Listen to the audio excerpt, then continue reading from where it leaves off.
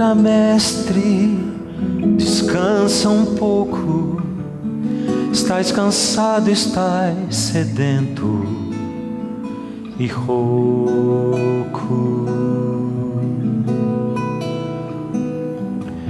Dorme, mestre, a casa é tua. Já fechei porta e janela pra rua. Deixou-me falando só, dormiu tão pesado, fazia dó. Como será, mestre, esse sonho teu? Sonhas como homem, sonhas como Deus, sonhas com a glória que tinhas com o Pai na luz, ou sonhas com a cruz?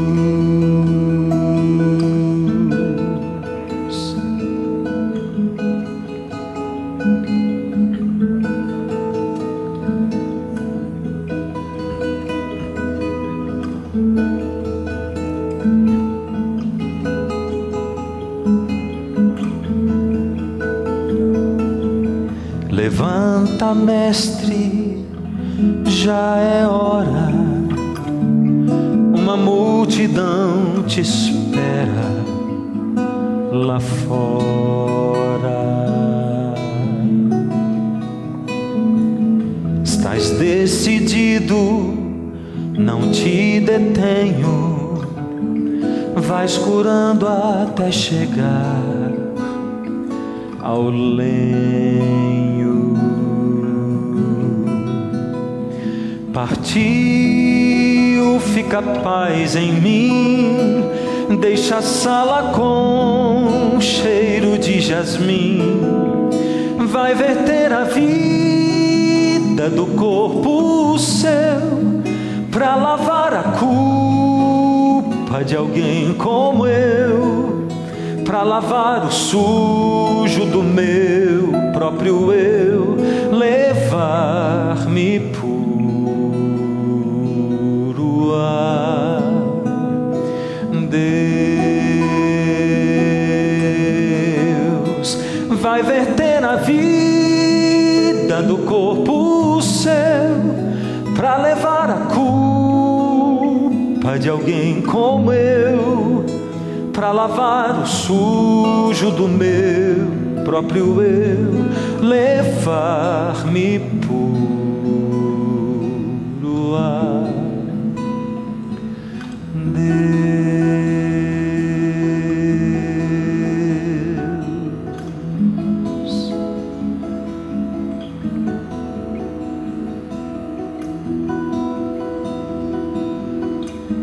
Amém.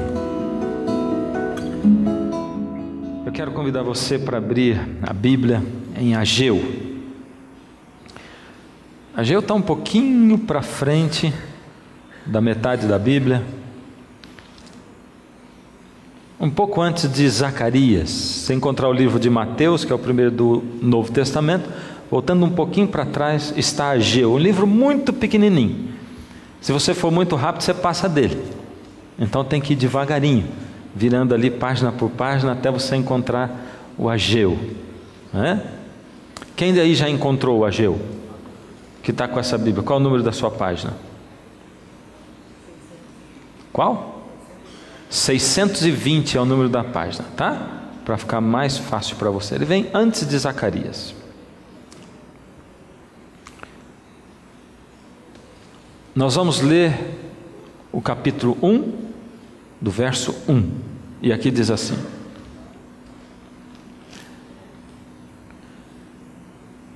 No segundo ano do rei Dario, no sexto mês, no primeiro dia do mês, veio a palavra do Senhor por intermédio do profeta Ageu a Zorobabel, filho de Salatiel, governador de Judá, e a Josué, filho de Josadaque, o sumo sacerdote, dizendo: vamos parar por aqui. Esse primeiro texto é para nós estudarmos e nos situarmos. E eu quero colocar você situado antes da gente continuar lendo os outros textos que estão aí pela frente, os outros versos. Deus tem um sonho. Qual será o sonho de Deus para a humanidade? O sonho de Deus para a humanidade é salvar. Deus deseja salvar. Deus não criou esse mundo para ser como é. Deus não criou um mundo injusto, Deus não criou um mundo de pecado, e Deus não criou o pecado também. Deus criou um mundo perfeito, totalmente diferente disso que a gente vê. Deus não criou o mundo para criancinhas serem abusadas sexualmente, nem para marido separar de mulher. Deus não criou esse mundo para ter guerra, para ter fome, para ter injustiça social. Deus criou esse mundo perfeito. Ele criou o mundo perfeito, mas como o pecado entrou no mundo, Deus deseja agora salvar. A coisa que Deus mais deseja é salvar. O universo inteiro parou. Deus parou o seu plano de criação, de expansão do universo. Deus parou no dia em que o pecado entrou nesse mundo, e tudo no mundo está parado, esperando que Deus resolva. Olha, por que Deus não resolveu ainda? Porque se Deus tivesse resolvido há 100 anos atrás, você e eu não estaríamos aqui para poder nos salvar. E Deus viu, Ele previu, Ele sonhou que podia nos salvar também, porque Deus sabia que se o mundo existisse até hoje, teria no dia de hoje gente interessada em ouvir a sua palavra, a sua voz, a ponto de ir a uma igreja, a ponto de ligar a sua televisão e parar num canal onde tem alguém pregando ou falando da palavra de Deus. Então Deus deixou o mundo ir, e Ele vai deixar ainda enquanto existir um ser humano interessado em ouvir a voz de Deus, em que Ele fale e ensine e salve. Mas Deus deseja salvar a quantos nesse mundo? Quantas pessoas Deus deseja salvar? Você sabe quantos? Não. Tem um verso na Bíblia que fala, como eu digo, eu não posso responder para você. Quem tem que responder sempre é a palavra de Deus. E esse verso da Bíblia é João 3,16. Talvez o verso mais conhecido da Bíblia, o trecho mais conhecido. Ali diz assim: porque Deus amou quem? O mundo. A quantos Deus amou? O mundo, de tal maneira que Ele deu o seu Filho unigênito para que todo aquele que nele crê não morra, mas tenha a vida eterna. Deus amou o mundo, e Deus deseja que todo mundo tenha a vida eterna. Esse é o desejo de Deus. Esse é o sonho de Deus. Ou seja, o sonho de Deus não é salvar alguns, não é salvar alguns privilegiados que pertencem a essa ou aquela religião, que tem essa ou aquela placa de igreja. O sonho de Deus é salvar o mundo. Mas esse mesmo verso que a gente acabou de dizer, ele tem um segredo ali, porque o Senhor Deus diz como se salvar. Porque Deus amou o mundo, Ele amou todo mundo, e Ele deseja dar vida eterna para todo mundo. Deus amou o mundo tanto que deu o seu Filho, deu o seu Filho unigênito, para que todo que nele crê não pereça, mas tenha vida eterna. Ou seja, a vida eterna, ela está disponível para todo mundo. Porém, o único caminho para ganhar a vida eterna é crer no Filho de Deus que veio e morreu. Ou seja, só existe um caminho, e esse caminho se chama? Jesus. O Senhor Jesus é o caminho. Ou seja, a salvação, ela é de graça, ela é totalmente de graça, mas ela custa tudo que você tem. Estou certo ou estou errado? Ela é de graça, não custa nada, mas ela custa o seu coração, e o coração é tudo que você tem, é a vida. O plano de Deus, o sonho de Deus para salvar o mundo, dependeu de alguém que levasse isso. Por isso Deus chamou Israel. Israel é chamado na Bíblia de o povo escolhido de Deus. Não é uma honra tremenda ser chamado de o povo escolhido de Deus, mas é o povo escolhido para quê? Não dá a impressão que Deus tem uma certa preferência. Deus olhou e escolheu Israel. Israel é o povo escolhido. Tadinho dos outros povos, só Israel. Primeiro, Deus escolheu Abraão porque Abraão primeiro escolheu a Deus. Abraão era um homem de fé. Abraão vivia num mundo onde as pessoas eram idólatras, mas ele era fiel a Deus, e ele seguia a Deus, e Deus disse: eu posso contar com esse homem, porque esse homem é um homem de fé, ele acredita em mim e deposita a confiança dele em mim, então eu posso contar com ele, e eu vou escolher Abraão para que a família dele me pregue, ou pregue a respeito de mim. Ou seja, é o povo escolhido de Deus para quê? Para falar de Deus. É o povo escolhido para servir aos outros povos. Israel era o povo escolhido para viver o evangelho de verdade, porque o evangelho só tem poder quando ele é vivido de verdade. Ou será que você nunca teve um vizinho na sua vida que ia para a igreja com a Bíblia debaixo do braço e punha o terninho, e vez ou outra você escutava da sua casa ele xingando a mulher dele, e você dizia: eu nunca quero ser da igreja desse camarada, porque quando eu não consigo viver aquilo no que eu acredito, como alguém vai escutar o que eu falo? Porque o que eu sou fala muito mais alto do que eu falo. Por isso o lugar mais difícil de ser pastor na minha vida, onde eu já fui pastor, e eu já andei esse Brasil afora, eu já morei no Rio de Janeiro, morei em Nova Friburgo, morei em São Carlos, morei em Goiânia, morei em Brasília. De todos esses lugares, o lugar mais difícil onde eu já fui pastor é a minha casa. Minha casa é o lugar mais difícil de ser pastor, porque lá ninguém me chama de pastor Fernando. Lá eu sou o pai. Pai, amor. E lá eu não tenho como esconder quem eu sou. E se eu estou pregando aqui, minha mulher está sentada ali, os meus filhos, e eu estiver falando alguma coisa, e olhar nos olhos deles, e de repente eles pensarem: fala isso aí na frente dessas câmeras todas, mas vai ver lá em casa quem ele é. Como é que eu posso pregar? O lugar mais difícil de ser cristão é dentro de casa.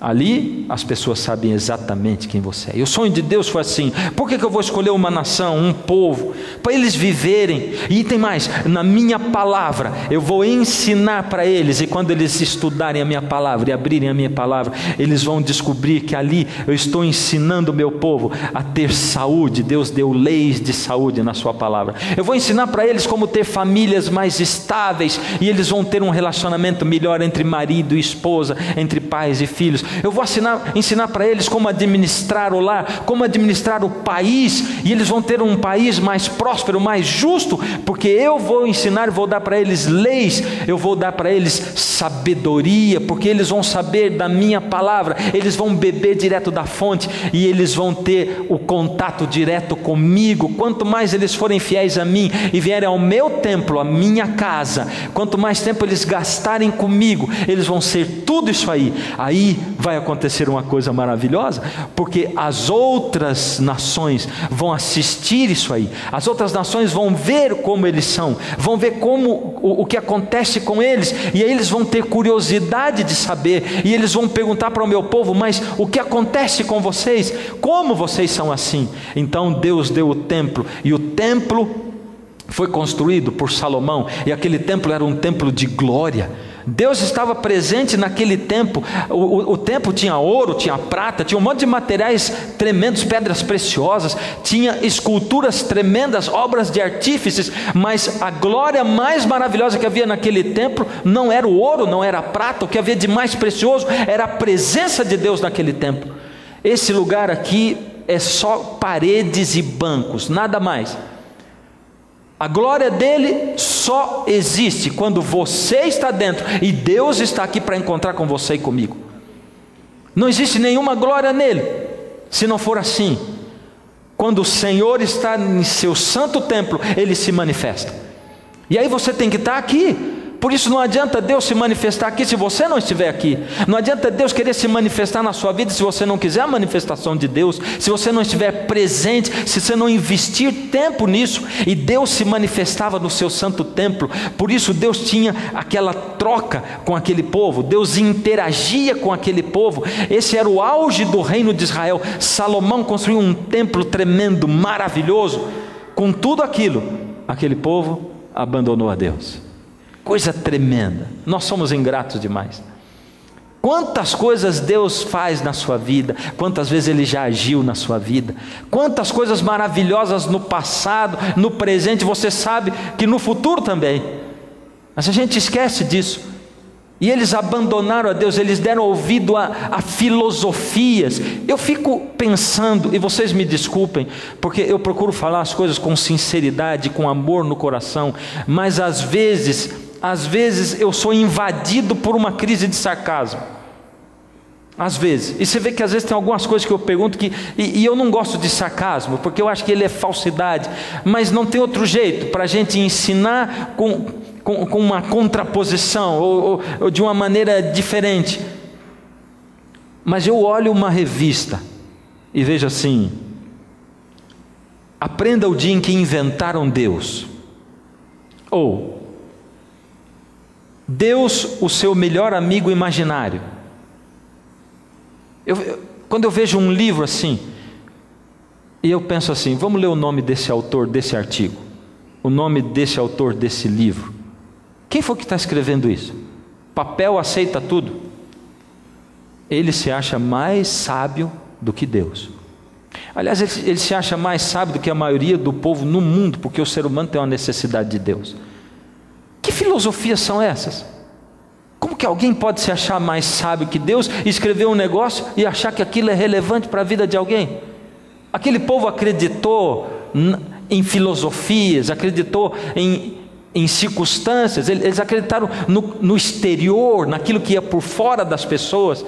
Aquele povo de Deus se tornou um povo idólatra, ele se tornou um povo que seguia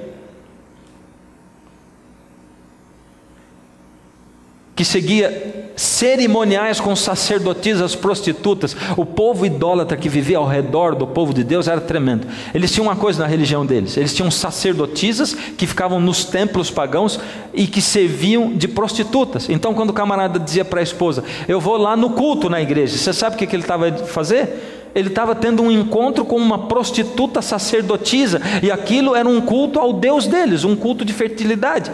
E aquilo era aceito socialmente. Eles sacrificavam crianças. E eles começaram a fazer isso dentro do templo de Deus, do templo de Israel. O povo de Israel abandonou a Deus completamente, se voltou contra Deus e começou a cuspir na cara de Deus. Mas Deus enviou os profetas. E quem é o profeta? O profeta é um coitado. É um coitado como esse Ageu, que tem que dizer a palavra de Deus. O profeta vai para falar aquilo que Deus diz. E não é muito gostoso ouvir o que Deus diz muitas vezes, não é verdade?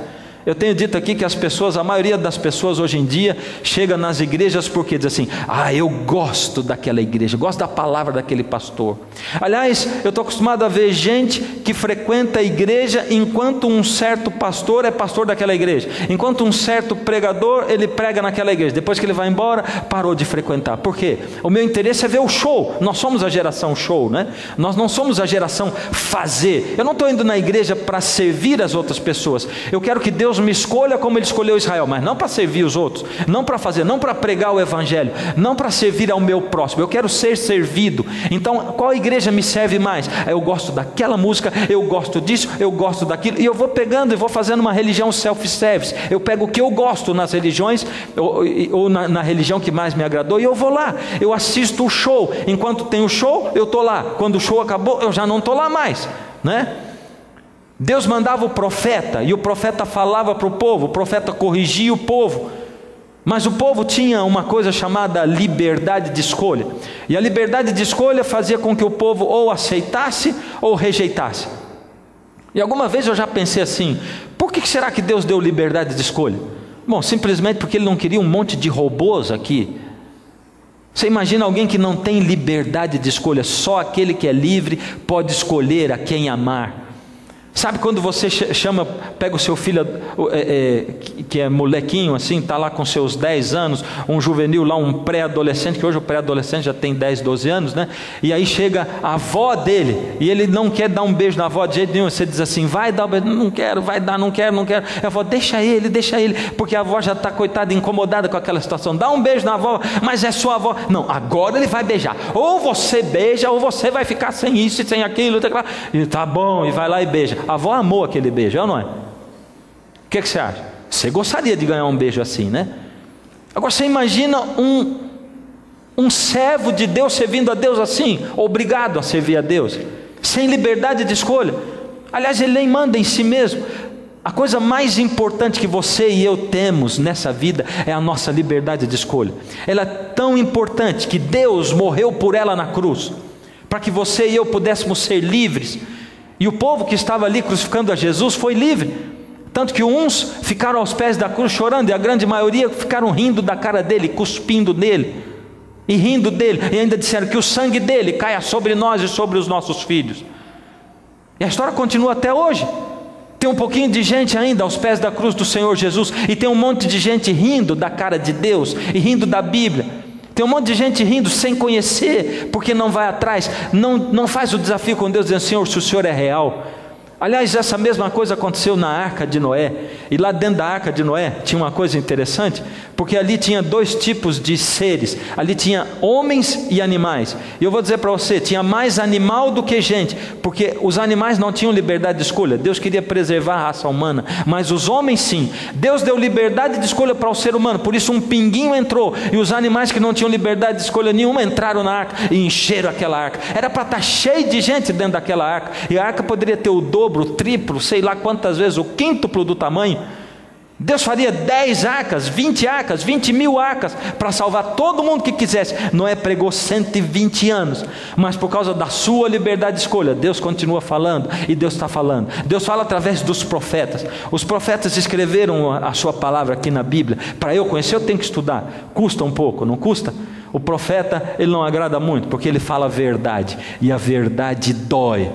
Essa é uma frase que nós usamos. Já usou essa frase alguma vez? A verdade dói. O profeta, ele tinha que falar a verdade para reis, para sacerdotes e para líderes. Por isso muitos profetas foram cerrados no meio, colocados no tronco, presos. Eles foram mortos, eles foram torturados.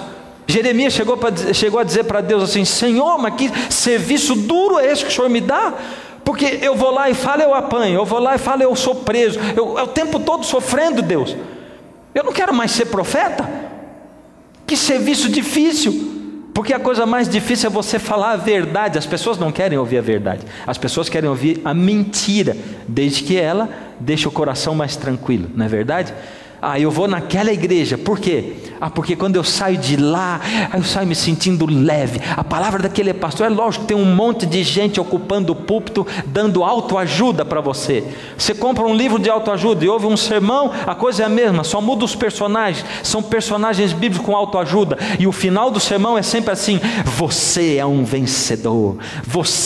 O Senhor Jesus resolve os seus problemas. O Senhor Jesus acaricia a sua cabeça. Não interessa quem você seja, não interessa os vícios que você tenha, não interessa se você está indo morro abaixo, você está indo para o inferno. Vai, filho, vai bem, você está em paz, continua a sua vida, porque Deus é bom, Deus é maravilhoso. Ele tinha que chegar, o profeta, para os reis, para os sacerdotes, para os líderes. E sabe, você que é líder, você que é pastor, você que é prefeito, governador, você é responsável por aquilo que você faz. Você que é líder de uma comunidade, você é responsável. Deus vai cobrar de você as pessoas que estão nas suas mãos. E se você está pensando: graças a Deus, não sou prefeito, não sou governador, não sou nada, também não sou pastor, não sou nada disso.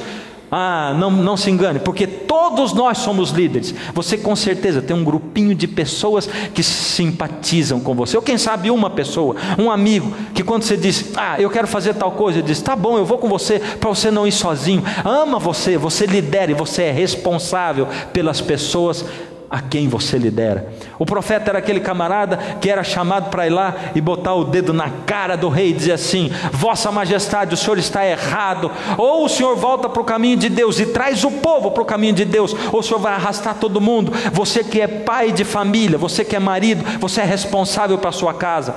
Vai ser pastor da sua casa, pastor do seu lar.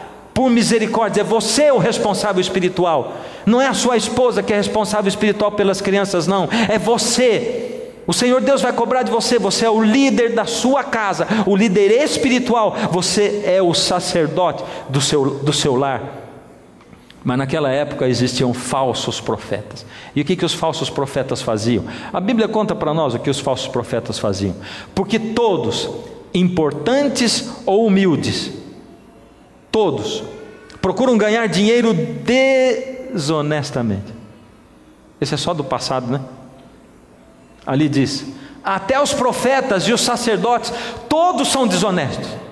É o Senhor Deus falando de como era aquela época. É justamente naquela época. Jeremias escreveu naquela época, e ele estava dizendo que naquela época todos, até os profetas e sacerdotes, eram desonestos. procuravam ganhar dinheiro injustamente, é o que eles faziam. E eu quero dizer para você, eles tratam dos ferimentos do meu povo como se fossem coisas sem importância, e dizem, vai tudo bem, quando na verdade vai tudo mal. Fala para mim, a Bíblia descreve a sua situação, o cenário do mundo hoje ou não? Ou você acha que isso aqui é desatualizado? Foi escrito 600 anos antes de Cristo isso aqui. E Deus está dizendo para você e para mim, Ele está dizendo assim, o mundo está corrompido, porque até os profetas e sacerdotes, sabe como é que eles tratam a ferida do meu povo? Eles olham um câncer de pele assim, todo cheio de pus, estourando para o lado de fora. Eles dizem assim, isso aqui não é nada, vamos colocar um band-aidzinho ali e resolve tudo. Como band-aid? Tem gente querendo usar a palavra de Deus como band-aid, como analgésico, é o que eu tenho dito. A gente quer ouvir Deus só para amenizar os nossos problemas, mas a palavra de Deus mesmo diz dela, porque a palavra do Senhor é uma espada afiada de 2 gumes, que penetra até o fundo da alma, capaz de dividir alma e espírito, juntas e medulas. A palavra de Deus é um bisturi, e Deus quer usar o bisturi da palavra dele para cravar no seu peito, abrir o seu peito e abrir o seu coração, e Ele vai enfiar a mão no seu peito e vai arrancar o seu coração de pedra e colocar um coração de carne. Isso é uma incisão, isso dói, é doloroso. Por isso, quando Deus chega e apresenta a verdade para você, a verdade dói. Muitas vezes a verdade dói, porque você diz assim, não, a minha religião, eu nasci nela.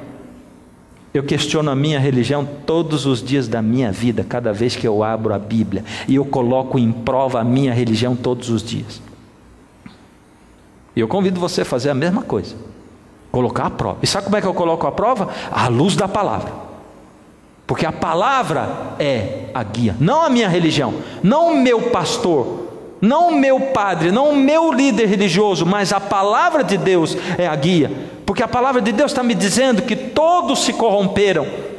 E é o que eu tenho dito para você, não acredite nunca no que padres falam na televisão, não acredite nunca no que pastores falam na televisão, não acredite nunca, eu sou pastor e falo na televisão, não acredite no que eu falo, acredite, desde que você ouça, e vai conferir na Bíblia, se tiver certo ali, aí você acredita, senão não.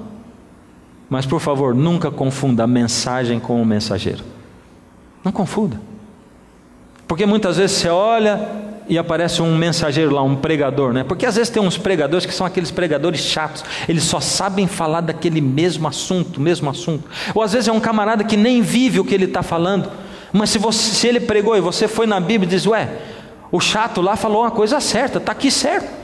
E muitas vezes você não aproveita a mensagem que foi falada, porque você fica olhando para o mensageiro. Isso não é desculpa minha não, para dizer assim, não presta atenção em mim, porque eu tenho defeitos mesmo, eu falo aqui, presta atenção na minha palavra. Não.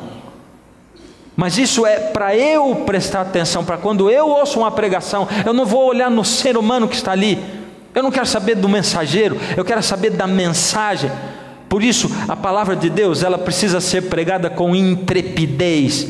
A palavra do Senhor é chamada da palavra da verdade, e a verdade, quando bate no coração da gente, ela dói, ela machuca, e o Senhor Deus está trazendo um monte de verdades para você, à medida em que você se expõe à palavra de Deus, ao poder da palavra de Deus. Por isso, aquele povo, dentro do seu coração, o povo de Deus, o povo de Israel, destruiu o templo. Eles destruíram o templo. E sabe que, quando a gente destrói alguma coisa dentro do coração, é a mesma coisa que destruir de fato, é ou não é? Destruiu dentro do coração é a mesma coisa.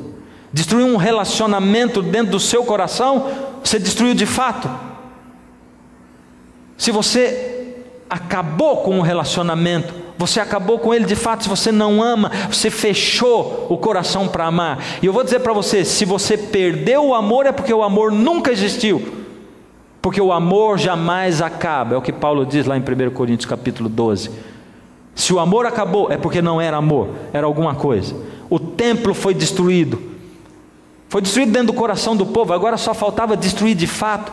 E Deus vivia dizendo pelo profeta para o povo, dizia assim: por misericórdia, voltem para mim, vocês estão indo longe demais, vocês estão indo longe do meu alcance, porque eu dou para vocês liberdade de escolha, e se vocês forem longe demais, eu não vou conseguir alcançar vocês, voltem, mas o povo ia para mais longe de Deus, e aí o povo ia para os profetas que diziam coisas boas. Deus dizia assim, através do profeta: olha, sabe o que vai acontecer? Vocês vão longe, vão longe da minha proteção, eu estou dizendo vocês, voltem, corrijam o caminho de vocês, olhem para a minha palavra, olhem para o que está escrito. Eu ensinei vocês a terem lares bons, ensinei vocês a comerem coisas boas, eu ensinei vocês a administrarem o país, o lar de vocês, mas vocês não estão olhando para mim, vocês estão indo longe, vocês estão sacrificando a ídolos, vocês estão sacrificando os filhos de vocês, fazendo atrocidades. Daqui a pouco vocês vão estar longe do meu alcance, porque eu tenho que respeitar a sua liberdade de escolha, e muitos de nós estamos nos colocando longe do alcance de Deus, e a gente espera que Deus haja na minha vida, seja eu do jeito que for. Eu vou vivendo minha vida, Deus é bom, Ele vai me perdoando. E eles saíram longe do alcance de Deus, e Babilônia veio, o rei Nabucodonosor veio e invadiu o povo de Israel, e Nabucodonosor destruiu o templo de fato, levou o povo de Israel cativo. Agora eles não tinham mais nação, não tinham mais nada, eles foram levados para o cativeiro, e deixou lá em Israel só um restinho de gente, um povinho. Esse povinho eram os samaritanos. Como que eram os samaritanos? Eles foram conhecidos como samaritanos depois, mas é assim: os samaritanos são os camponeses judeus que ficaram lá na terra. Nabucodonosor levou um monte de gente lá para a Babilônia, cativo, mas ele deixou um restinho de gente, camponeses lá. Esses camponeses eram idólatras. Esses camponeses idólatras que ficaram lá se casaram com os cananeus idólatras, ou seja, judeu idólatra, ex-judeu idólatra, cananeu idólatra, se casaram e formaram um povinho chamado povo samaritano. Era um povo idólatra, mais idólatra ainda. Deus odeia a idolatria, você sabia disso? Eu fico olhando na Bíblia e vendo, por que será que Deus odeia a idolatria? Por que será? Na verdade é porque a idolatria tem a ver com aquilo que está no centro da sua adoração. O que está no centro da sua adoração? Você adora o quê? A você mesmo? A sua família? O seu filho? Seu time de futebol? Será que idolatria é só isso? Eu li outro dia uma definição de idolatria que me apaixonou. Eu pensei comigo, essa definição é boa. Ali diz assim, que idolatria é a exaltação dos atributos humanos. Ou seja, um ser humano faz um ídolo, ele coloca ali atributos que ele gostaria de exaltar, seja um touro, seja um bezerro, seja um gafanhoto, seja um porco, seja uma imagem de um ser humano, e ele exalta naquilo alguns atributos. Por isso que tem o Deus do mar, tem o Deus disso, o Deus da fertilidade, o Deus, sabe como é que é? Atributos humanos. E eu exalto os atributos humanos em mim mesmo, quando ou eu me coloco lá para cima, quando eu faço um ídolo. Mas tem gente que não faz ídolo, mas eu posso exaltar os atributos humanos meus quando eu rebaixo o outro também. Esse é um jeito de me exaltar. Sabe como é que é? Alguém te tratou mal, é o seu patrão, você chama um monte de funcionários, amigos seus, e conta, ele fez isso. O que você quer ouvir? Você quer ouvir todo mundo dizendo, aquele é um idiota, é um salafrário, aquele é um explorador, coitadinho de você. Põe o outro lá para baixo e põe você lá para cima. Exaltação dos meus atributos. É idolatria também. Quando eu gasto o meu tempo rebaixando outras pessoas, quando eu falo mal de alguém, eu diminuo a influência dela com as outras pessoas. Quando eu faço aqueles comentários maldosos, aquele povo ficou lá em Babilônia, o povo cativo, o povo judeu de Israel. Aquele povo não tinha como pregar o evangelho, mas agora eles iam voltar, porque o profeta Jeremias mesmo profetizou, inspirado por Deus. Ele disse: acontecerá, porém, que quando se cumprirem os 70 anos, castigarei a iniquidade do rei de Babilônia e desta nação, diz o Senhor, como também a da terra dos caldeus, farei deles ruínas perpétuas. Deus disse que eles iam ficar quanto tempo lá no cativeiro em Babilônia? Quantos anos? 70 anos. E o povo de Deus que ficou no cativeiro, quando completou 70 anos, o que aconteceu? Eles voltaram. O rei permitiu que eles voltassem. Voltaram da onde? De Babilônia. Vamos falar comigo? Voltaram de Babilônia para Judá. Vamos falar de para Judá, para reconstruir tudo. É simples falar que voltaram para reconstruir, né? Voltaram para reconstruir. Reconstruir o quê? O nada. Para você ter uma ideia, Babilônia era os Estados Unidos da América da época. Era.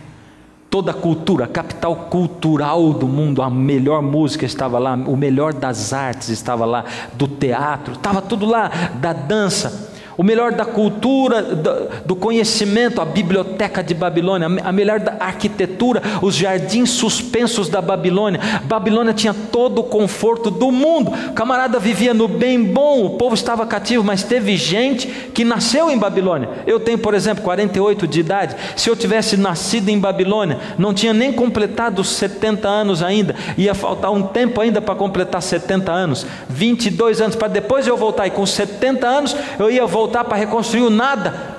Você sair da capital do mundo, onde você tem sua casa, onde você tem todo o conforto do mundo, para voltar para reconstruir nada. Por isso nem todo mundo voltou. Alguns voltaram para reconstruir não só o reino de Israel, Judá, mas também para reconstruir o templo, principalmente, porque Deus era o centro de tudo. Mas quando eles voltaram, encontraram oposição. Sabe quem que ofereceu essa oposição?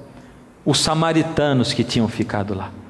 Porque quando o povo que voltou quis reconstruir o templo, o centro da adoração a Deus, os samaritanos chegaram e disseram: a gente também quer reconstruir o templo junto com vocês. E Deus disse: não deixa, porque eles são idólatras. Depois eles vão dizer: nós ajudamos a construir, nós podemos adorar quem nós quisermos aí, não deixa ajudar.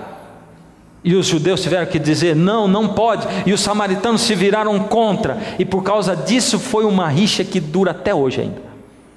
Samaritanos e judeus.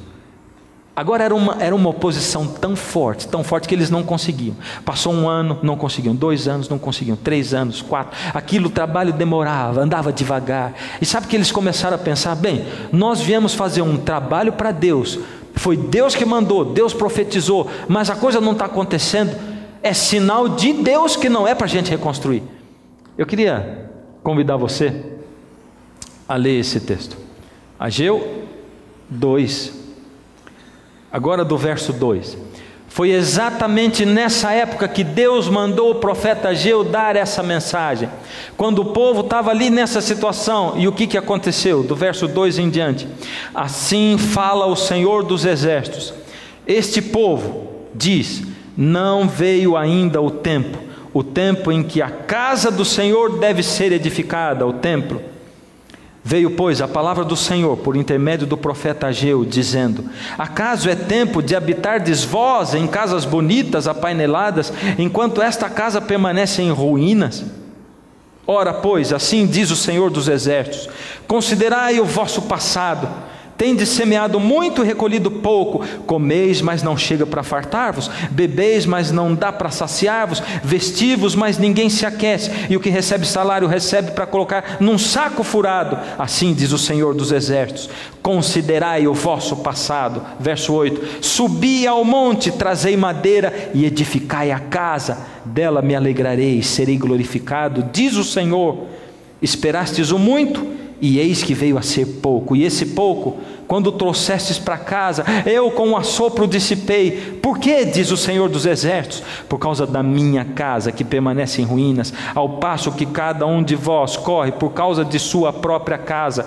Por isso os céus retêm sobre vós o quê? O orvalho, e a terra os seus frutos. Vamos parar por aqui. Primeira palavra de Deus. Esse povo diz que ainda não é o tempo. Não é isso que você ouve as pessoas falarem hoje? Não está ainda na hora de Jesus voltar. Jesus não volta ainda tão rápido. Não é agora que ele vai voltar. Ainda não é o tempo. Eles diziam com relação ao templo: não é a hora, não é o tempo de reconstruir o templo de Deus. Não chegou ainda a hora. Tudo que é para Deus a gente deixa para depois. A primeira palavra do Senhor Deus através de Ageu é: considerai o vosso passado. Você já considerou o seu passado? Olha para a sua vida hoje. Está bom do jeito que está? Você está contente com a família que você tem? Está contente com a sua situação? Está contente com aquilo que você tem desempenhado com as pessoas e com Deus? Está contente com aquilo que você tem construído? Você morreria hoje dizendo assim: fiz tudo, eu estou em paz, hoje eu estou contente, é um dia feliz da minha vida. É isso que você diria? Deus está chamando você e a mim para dizer: considerai o vosso passado, faz uma análise da sua vida, vê o que você tem plantado, o que você tem feito e deixado de fazer, veja se tem valido a pena. Considera, pensa, faz cálculo, considera tudo o que você tem realizado dentro da sua vida, dentro das suas decisões, nos seus relacionamentos. Olha, faz um apanhado de tudo. A segunda coisa que Deus disse ali é: subir ao monte. O que é subir ao monte? Deus disse para o povo de Israel: subi ao monte, trazei de lá a madeira, o material para você reconstruir o meu templo. O que é subir ao monte? O monte tem um significado especial. O monte na Bíblia é ir na direção de Deus, é ir olhando para Deus. Lá em Joel, no capítulo 2, esse é um livro da Bíblia. Em Apocalipse, no capítulo 14, lê esses 2 capítulos da Bíblia quando você chegar na sua casa. Você que está em casa, anota aqui. Eu vejo pessoas aqui e ali com canetas na mão. Anota alguns textos que eu falo.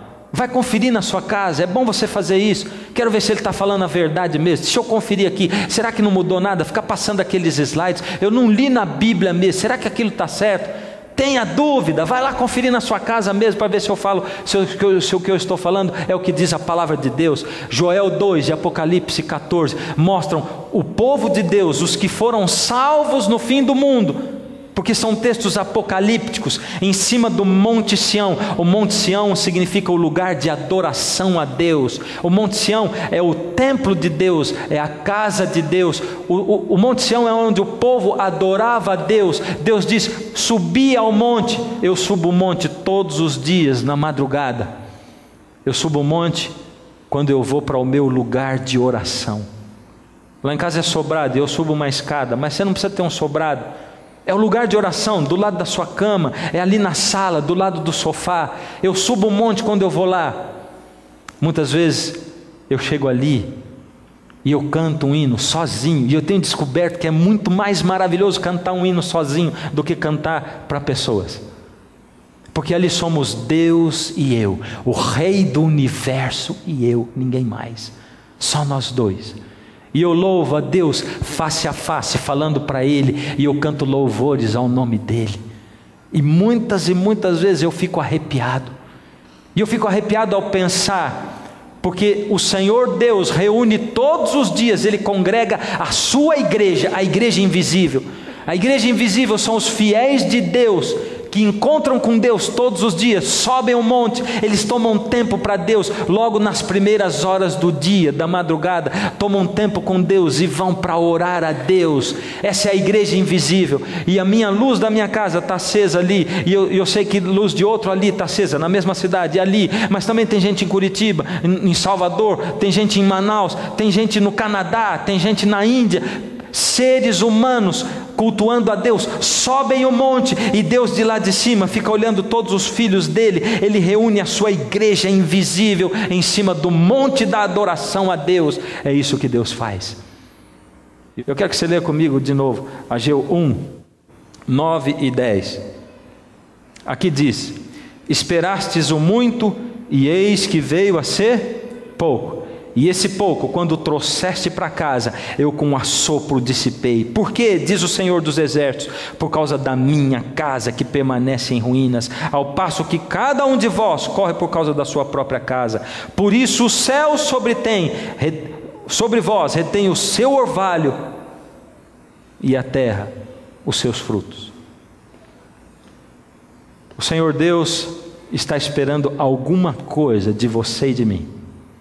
O Senhor Deus quer operar uma obra maravilhosa dentro do coração seu e do meu. Mas Ele tem um apelo para você e para mim. Ele diz: filho, eu preciso que você chegue perto de mim. Eu sou um Deus real, vivo. Eu quero tocar a sua vida. Eu quero colocar a mão aí. Você está cansado de ser derrotado por você mesmo.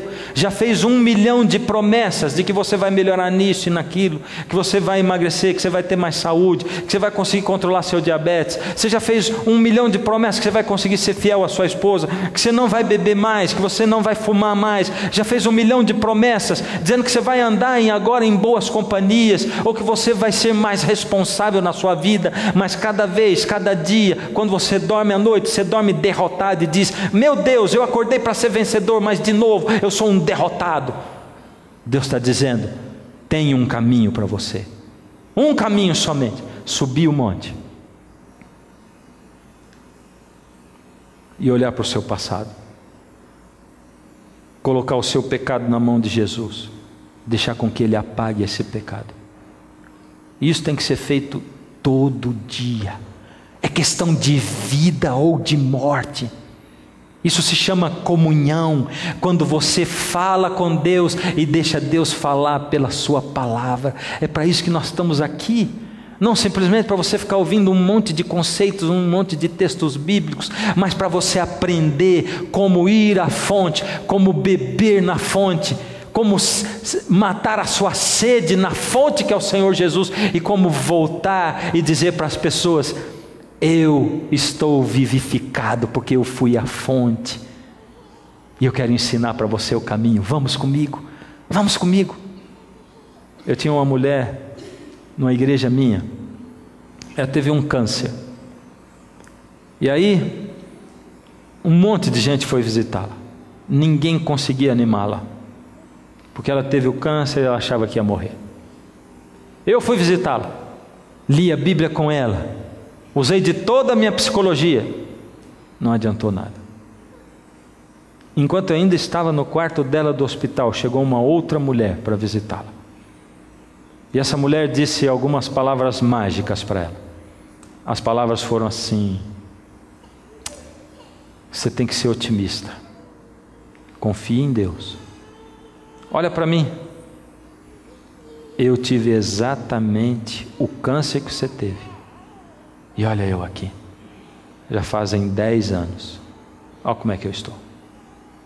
E quando aquela mulher saiu, a que estava doente era outra pessoa, porque ela disse: eu tive, eu sei. Deus está olhando para você hoje e está dizendo: eu sei o que é sofrer, porque eu andei aí nesse mundo com você. Eu sei o que é se sentir desamparado. Eu sei o que é ser traído. Eu sei o que é ser tentado, porque eu fui tentado o tempo todo. Eu sei. Mas existe um caminho. O caminho é a cruz de Cristo. Ali existe uma fonte jorrando, uma fonte a jorrar. Ou você vai por esse caminho, ou você continua morrendo de sede. Você quer insistir ainda dizendo para Deus: Deus, não, eu não vou conseguir. Não, Deus, eu não consigo acreditar nisso. Como eu tenho dito, se exponha ao poder maravilhoso do Senhor Jesus e deixe com que Ele haja na sua vida.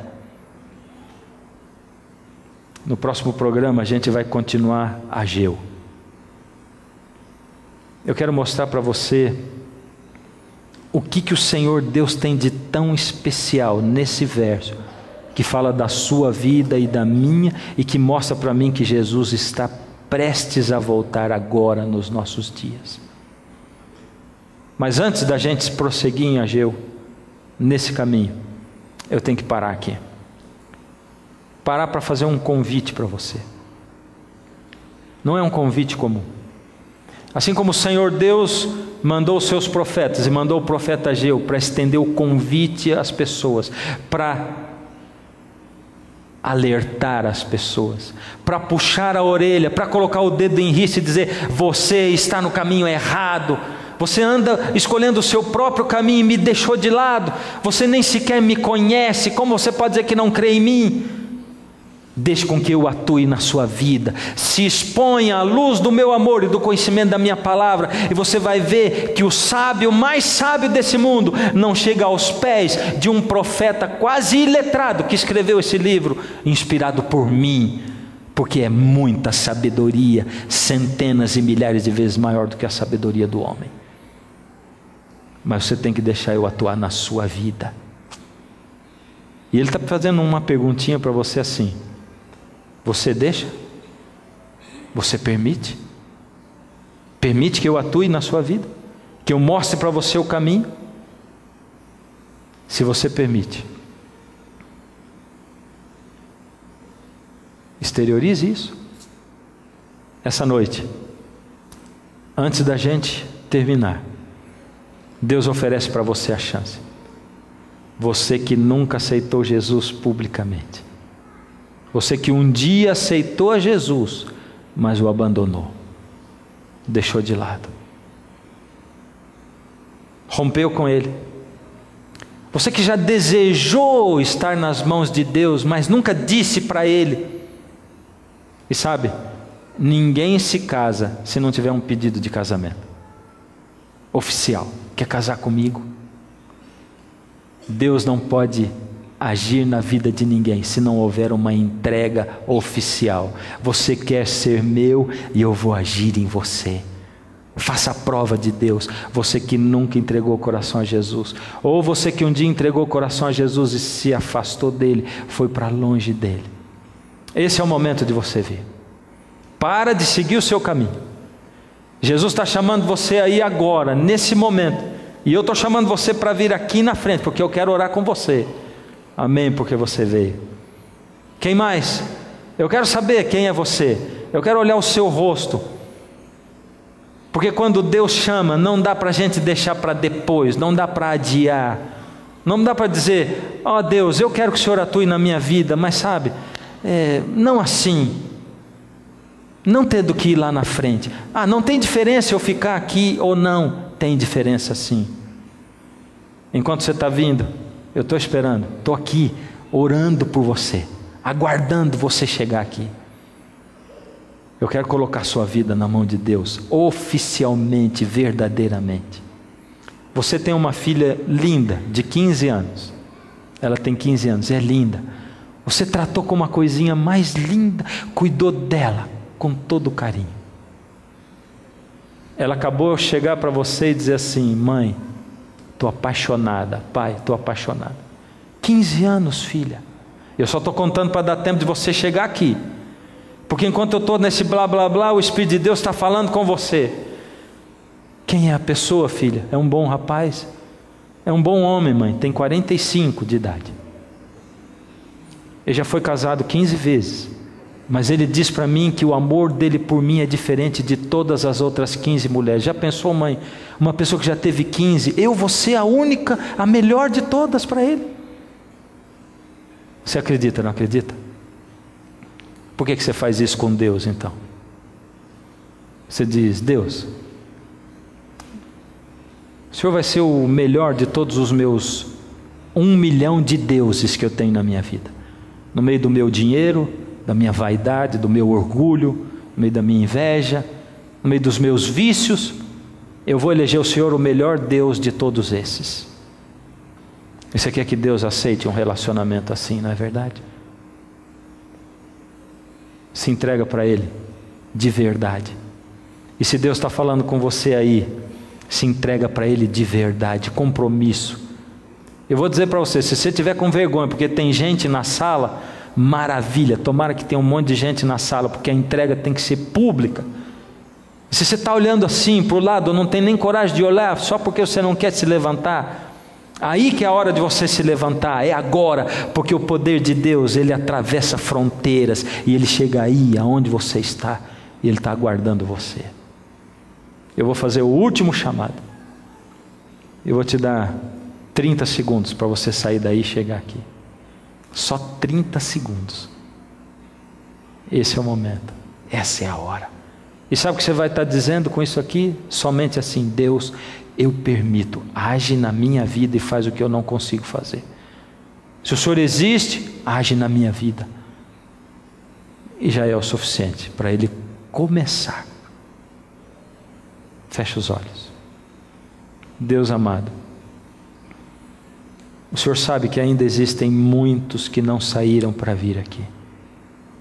O Senhor sabe que ainda existem muitos que estão aí sentados, existem muitos lares onde as pessoas estão aí com vergonha no sofá de casa. O Senhor conhece esses corações, entra ali dentro, Senhor. Toca-os e toma-os pelo teu poder. Aceita essa entrega, Senhor. Esses que se chegaram aqui à frente foram corajosos, se expuseram publicamente, Senhor. Aceita essa entrega.